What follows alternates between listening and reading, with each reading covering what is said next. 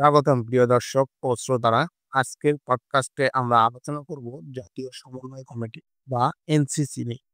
এই কমিটির মাধ্যমে কিভাবে বাংলাদেশের রাষ্ট্র ক্ষমতার কাঠামোয় পরিবর্তন আনা হচ্ছে এবং এর মাধ্যমে কি গণতন্ত্র আরো শক্তিশালী হবে নাকি নতুন জটিলতা তৈরি হবে, সেই সব বিষয় নিয়েই আজকে আমাদের আলোচনা।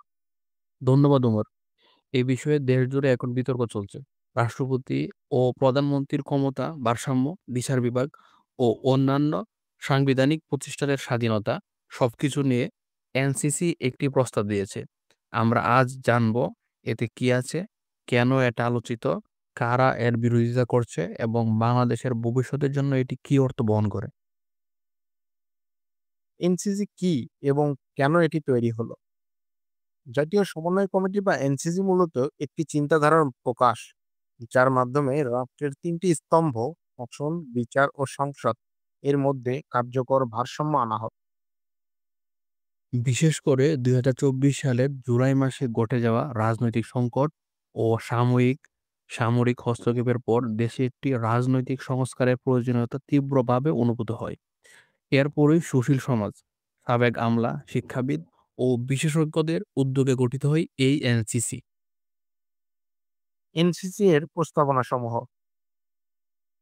চলুন এক নজরে দেখে নেই এনসিসি কি কি প্রস্তাবনা দিয়েছে। রাষ্ট্রপতির ক্ষমতা বৃদ্ধি। সংবিধানের ৫৫ নং অনুচ্ছেদ অনুযায়ী প্রধানমন্ত্রীর উপদেষ্টামূলক ক্ষমতার পাশাপাশি রাষ্ট্রপতিকে আরও কার্যকর ও সিদ্ধান্ত গ্রহণক্ষম করে তোলার প্রস্তাব। ধারা ৭০ সংশোধন।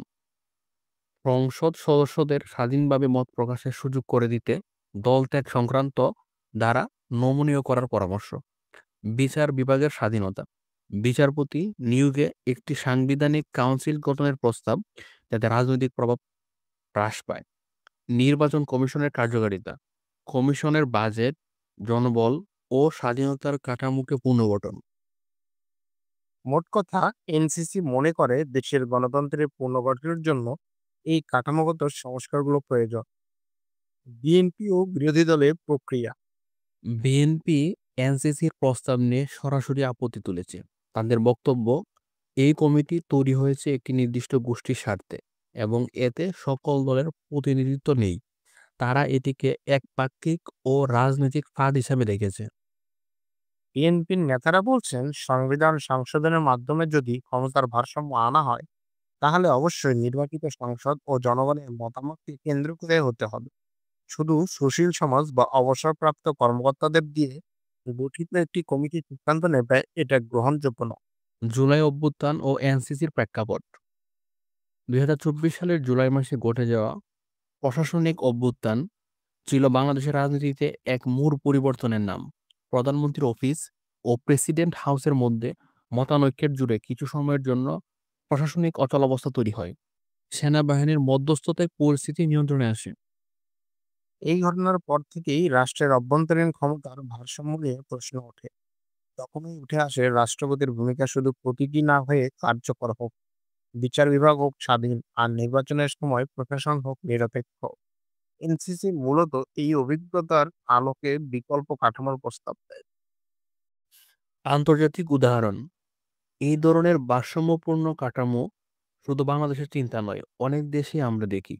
রাষ্ট্রপতি ও প্রধানমন্ত্রী উভয়ের মধ্যে দায়িত্ব বন্টন করা হয়েছে। যেমন ফ্রান্স, রাষ্ট্রপতি বিদেশ নীতি ও প্রতিরক্ষা দেখেন আর প্রধানমন্ত্রী দৈনন্দিন প্রশাসন পরিচালনা করেন।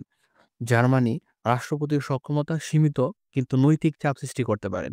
কার্যত সবকিছু চ্যান্সেলরের অধীনে। শ্রীলঙ্কায় অতীতে রাষ্ট্রপতির অতিরিক্ত ক্ষমতা নিয়ে রাজনৈতিক সংকট হয়েছে। এখন তারা সাংবিধানিক ভারসাম্যের পথে হাঁটছে। তাই বাংলাদেশ যদি এনসিপি এর প্রস্তাবনা বাস্তবায়ন করতে চায়, তাহলে আন্তর্জাতিক অভিজ্ঞতা থেকে শেখা জরুরি।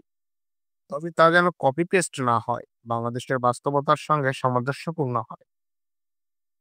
এনসিসির সম্ভাবনা ও চ্যালেঞ্জ। সুবিধাসমূহ: ক্ষমতার কেন্দ্রীকরণ কমবে, সংসদে মত প্রকাশের স্বাধীনতা বাড়বে, বিচার বিভাগ ও নির্বাচন কমিশন কার্যকর হতে পারবে। চ্যালেঞ্জসমূহ: রাজনৈতিক দলগুলোর আন্তঃদলীয় বিশ্বাসের অভাব, জনগণের অংশগ্রহণ কম থাকলে গ্রহণযোগ্যতা আসবে না, সাংবিধানিক সংশোধনের জন্য প্রয়োজনীয় রাজনৈতিক সদিচ্ছা অনুপস্থিত। জাতীয় সমন্বয় কমিটি একটি সাহসী ও প্রয়োজনীয় উদ্যোগ, তবে এটি কার্যকর করতে হলে শুধু নীতিগত প্রস্তাব নয়, সকল রাজনৈতিক দলের মতামত ও জনগণের সক্রিয় অংশগ্রহণ নিশ্চিত করতে হবে। আর একথাও মনে রাখতে হবে, গণতন্ত্রের মূল শক্তি আসে জনগণ থেকে, কোনো কমিশন বা কোনো কমিটি থেকে নয়। সুতরাং সংস্কার তখনই সফল হবে যখন জনগণ বিশ্বাস করবে এটা তাদের জন্য করা হয়েছে। এই ছিল আমাদের আজকের বিশেষ পর্ব। আশা করি আপনারা এই আলোচনা থেকে কিছুটা হলেও বাংলাদেশের গণতান্ত্রিক সংস্কারের ভবিষ্যৎ সম্পর্কে উপলব্ধি পেয়েছেন। আবার দেখা হবে নতুন কোনো বিষয়ে।